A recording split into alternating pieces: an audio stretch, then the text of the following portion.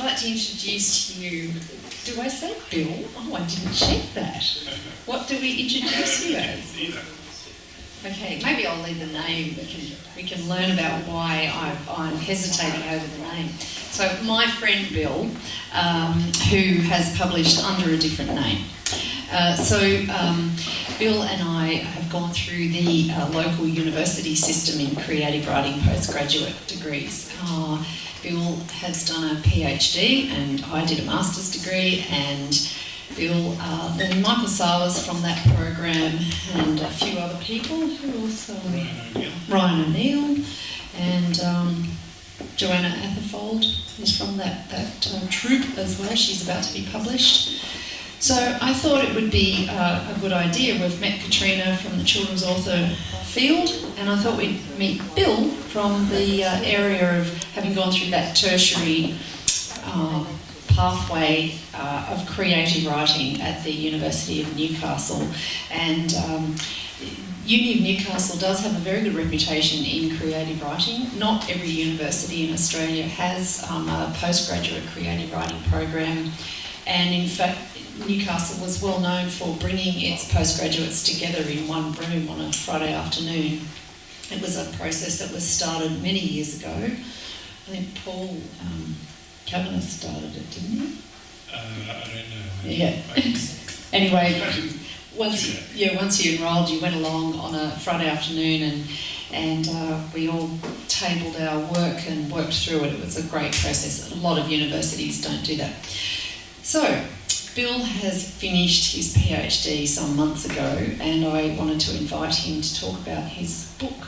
Welcome, Bill. Thanks. So, do you want to tell us a little bit about why you did a PhD in creative writing, and maybe a little further back into your working and professional career? My history as a writer. Yep. Leading up to the people. Okay. I'm not used to my... right into it. Okay. So I wrote a lot when I was young. I was unemployed and had a lot of time and wanted to write a lot and read a lot. So that's what I did. I had children, got a job, and it was pretty much a dead-end job because I didn't have any real qualifications. So I was just kind of stuck in that for many, many years and didn't have time to write. So ultimately, ended up enrolling in a PhD in creative writing just to sort of force myself back into it and to be myself again. It was a very rewarding experience, and even if nothing came out of it, what I learned in that time was definitely worthwhile.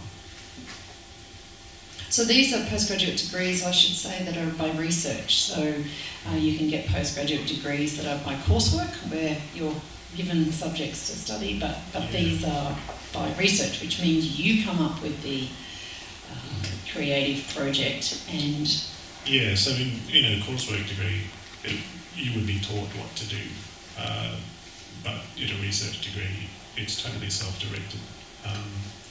So you have to come up with your own ideas, and you get out of it what you put into it, and it's whatever you want it to be.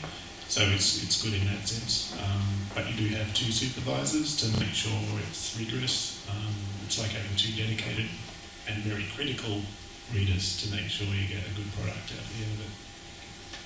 Yeah, and so how did you come onto your idea, and what was your pathway through that to this?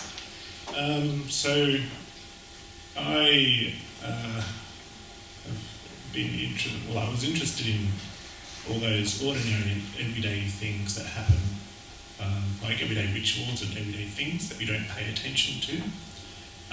But if you read them, as it were, you would find out that they have a lot of meaning.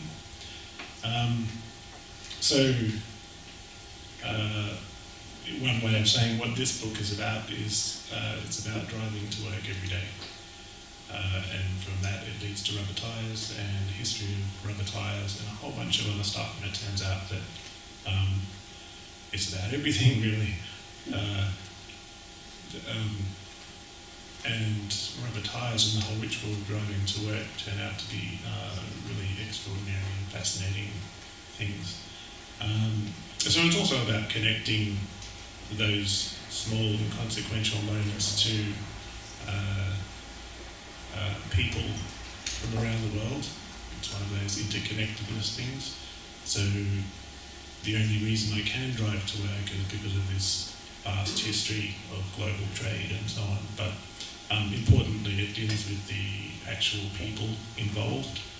So this book draws on stories from the Belgian Congo, from Japan, World War II, and Mesoamerican mythology, and a whole bunch of other stuff. Mm. How many years did it take to write? I guess it was really about 5 or 6 years of research and writing and throwing bad writing out and refining it and rewriting it and throwing the bad writing out again. And then under the program you have to write what's called an exegesis, which is a very big essay that describes why you wrote what you wrote. So you do your creative work and then you do your exegesis. How long was your exegesis under a PhD? The exegesis has to be about 15,000 words. So it's like because you're doing it through the academy, you have to have some kind of theoretical component. It has to be academically rigorous, and you have to demonstrate that you're making an original contribution to literature. I found it a great process to do the creative. Did you do the creative work and then the exegesis? No, I did them together, but I really like theory. Most people don't, and a lot of people who do the course don't like theory, so they hate that part and they just write their book and then they have to come up with something for the exegesis. But I found it I great. did them both together. Yeah, it was very an interesting angle on your own writing. Why did you write what you wrote? Yeah. So, you published it yourself, and you published it under another name. Yep. And can you tell us a little about that? I published it using another name, mainly for marketing reasons, some other reasons as well. My real name is Bill Paseko. At least a few years ago, there was an American senator called Bill Paseko. I didn't want to be confused with him. There's an Australian author called Bruce Paseko, which is a little bit too close. Maybe people get easily confused. Also, it kind of just helps me psychologically concentrate on writing well rather than what's true about myself and so on. So it makes it a little bit easier for me to write what's good for the story instead of what actually happened. Right. So, and you published it yourself. So do you want to tell us a little about that and how you did that? Because you're quite adept at this sort of thing. So the reason I self-published was, well, there's many reasons. One is the reality of the publishing world at the moment is that you've still got practically no chance of getting anything published unless you're already known. And I mean, every established writer has stories of how they could wallpaper their room with rejection slips and so on. So that's fine, and publishing does have many, like with an established publisher, has many advantages, like they can look after promotion for you and production and distribution.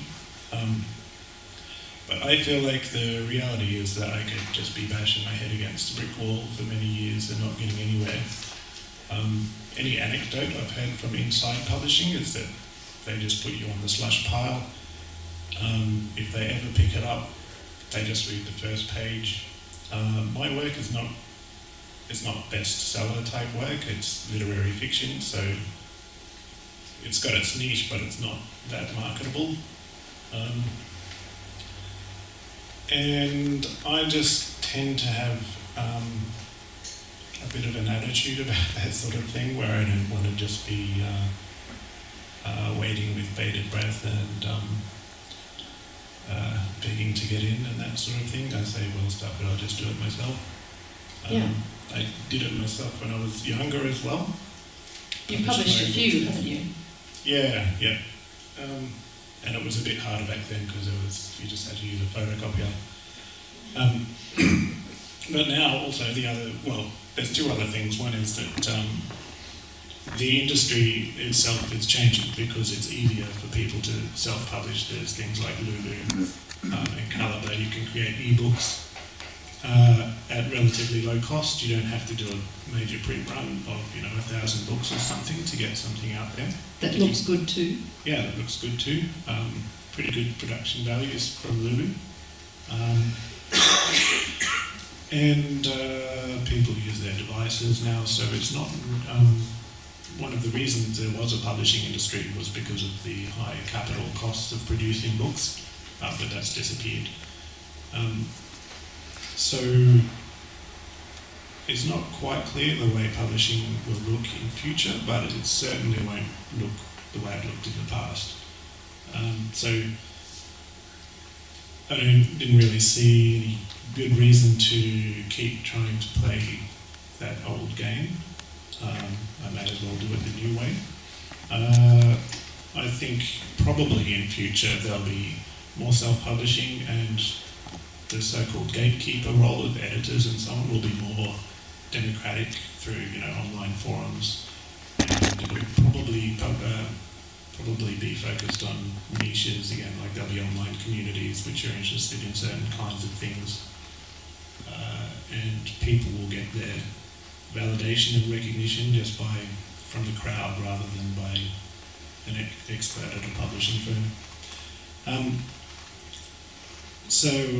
Just also I've got the skills to do it, but there are skills that anyone can pick up. It's relatively easy to use something like Lulu. Yeah, Bill certainly does have the skills, but yes, it is. It isn't impossible at all, is it, for an author? No, you can teach yourself. Bill is running a workshop for us on voice in a couple of months, and we've had Bill teach before on style in writing, so I asked him back this year to run a workshop on voice, and I really recommend you coming along. Any questions at all? Very different. Yep, Clark? Bill, is that when you first described the stuff that you're writing, it sounded kind of like non-fiction, but you said it was literary fiction? Is that? Yeah, that's right.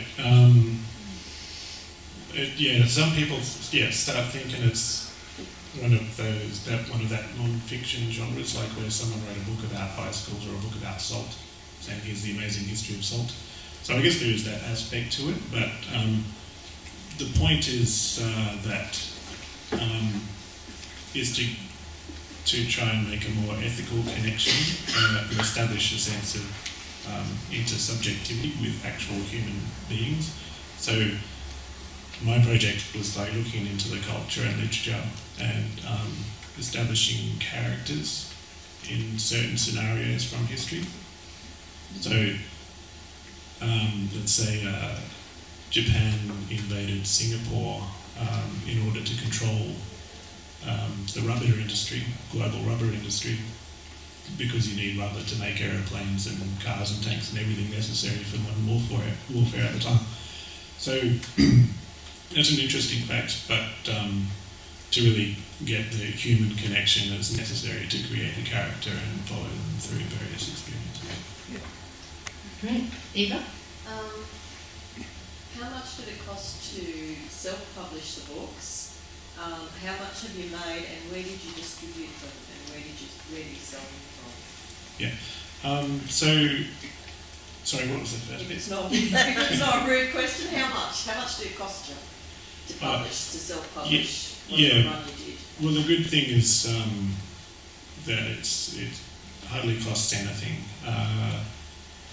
Previously, if you wanted to do this sort of thing, you would have to do at least 500 books. But these you can do them one at a time. So it just costs your time and effort, and then you buy a couple for yourself to check they're all right. And then you just start selling them. So you can sell them online. They're available online. Everyone should have a little tiny flyer on their table. if you want to buy one. But also I bought 10 of them and stopped the local bookstore, the press coffee house in town. So you can get them there as well if you don't like the instant. How many have you sold? Not many. Only a few online, and I think only 4 through the Bristol Gas. So, It's only recently out. Yeah. Yeah, it's fairly recently out. But yeah, they don't sell themselves. They don't walk off the shelf. I mean, the other tough reality you have to face if you want to do this is that, or for any writer in any situation, is that you're in competition with everyone who ever wrote anything in the history of the world. So it's kind of hard to say, hey, my book is worth reading when they could just go and read the complete works of Shakespeare. But that also gives you a lot of motivation to make it really, really, really, really good. Because it's not going to go anywhere unless the person who reads it thinks it's that good that they have to tell all their friends to read it. Besnia, you've read it, haven't you? Absolutely, I'm a rabid fan, and I was interested when you said, in your HWC you have to say, why is it an original work? Why is it something new? And I was really interested in what are the influences, where did it come from? Because to me, the structure itself is really different. I mean, there are other things that sort of pop about, and it's so eclectic, but it all fits together so very, very, very well. And then again, it sort of breaks down into poetry almost, I love it. But what would have been, were there some influences? Because I'm at sea, I don't know. Yeah. I mean literary influences, obviously. Yeah, there were many influences. Top 3? Yeah. So part of my intention was to, as a kind of ethical thing, to engage seriously with the sources that I was using. So, and to kind of get away from everything I already knew.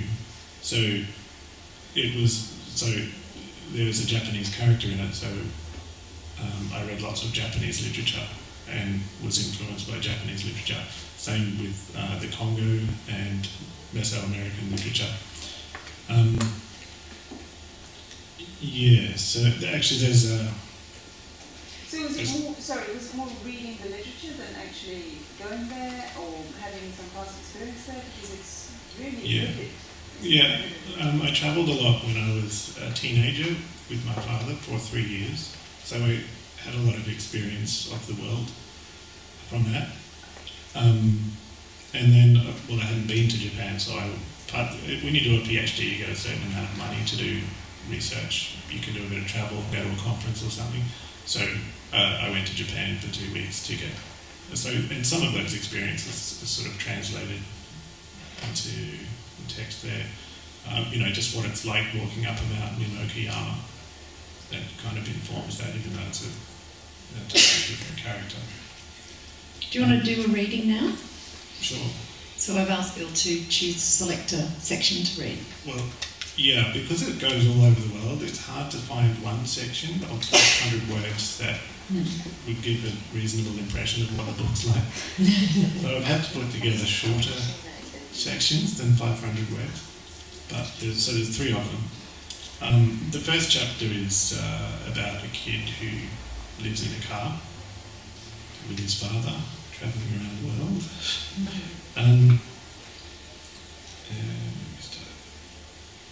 But when all is said and done, at the time you didn't really think about it that much at all. You just went along with whatever. You were too preoccupied with the cockroaches and the geckos and the black ash and hating cricket and wishing you had a model Mitsubishi Zero to glue together to go with your Messerschmitt and fight the Vortke, Corsair and Spitfire. Your dad explained that because of the law courts and so on, you might not be able to go if you told your mother, so you didn't. In North America, you were always driving, not living anywhere really, and just the road as a place. You didn't think about whether it was good or bad, fun or a good learning experience, or whether you got homesick or any of those other things people asked you. In retrospect, it's odd you didn't want more answers about things like that. You just went along. It was only when you were older that, living in the car for so long, or sometimes in a construction site or some abandoned place on the side of the road, you realised you must have been in hiding. Once or twice you said you better write a postcard to your mother, so you did. It said you were all right and things were fine.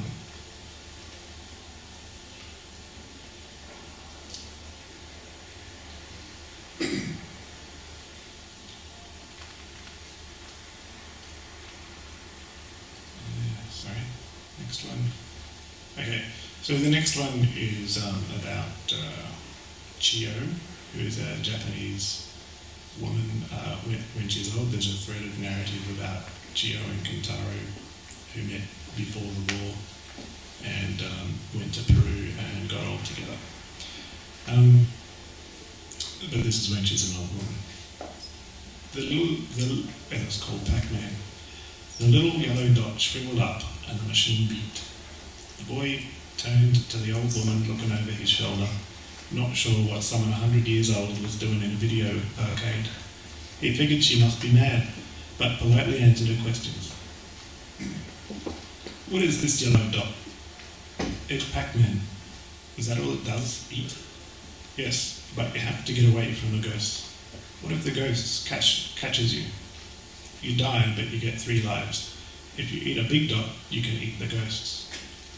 What if it eats all the dots? You go to the next level.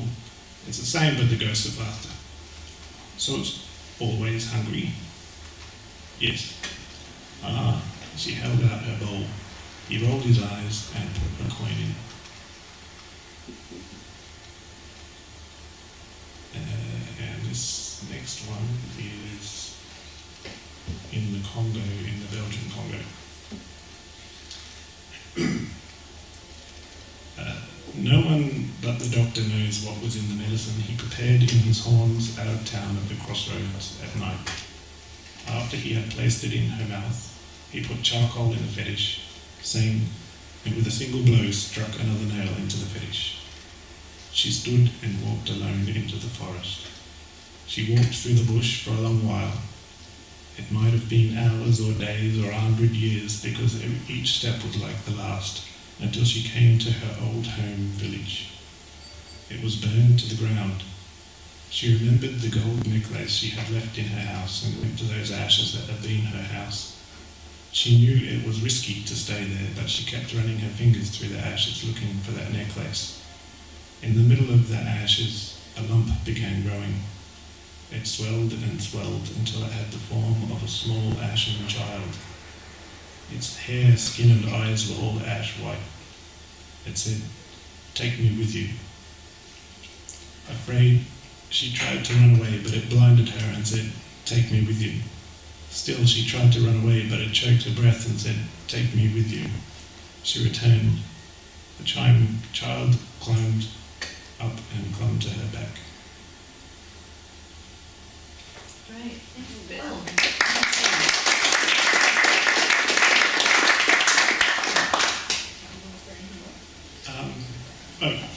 That last story was a combination of Amos Tutuola and Natsume Sosuke, Japanese authors.